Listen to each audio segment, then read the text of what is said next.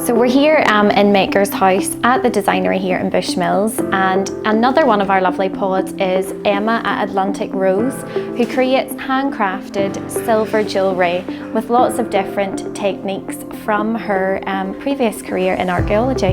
So Emma, tell us a wee bit more about some of the jewellery pieces that you feature here.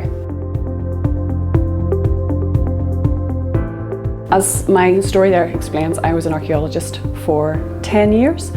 And during that time I sort of became very interested in chainmail techniques. So it's not technically a jewellery making technique, it's actually a metalworking technique, but it has lots of beautiful weaves, different styles that actually lend itself to jewellery making very well. I also do another technique called Viking knitting, which is a form of weaving metal basically into sort of tubes. And it makes beautiful bracelets and necklaces from that as well. And then I would also do an awful lot of hand forging. So I try to keep a lot of my techniques as original, or as close to the original techniques that would have been used hundreds and thousands of years ago as much as I can, really. The name Atlantic Rose it's really based on where I live. Like, obviously I grew up in Portstewart, so lived my whole life beside the Atlantic Ocean. It's been a huge inspiration in my life. And in the rose part of it was actually my grandmother.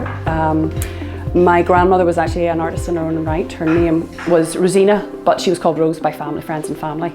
And she really was one of those grandmothers who really encouraged and sort of supported, actually facilitated my crafting needs when I was a child.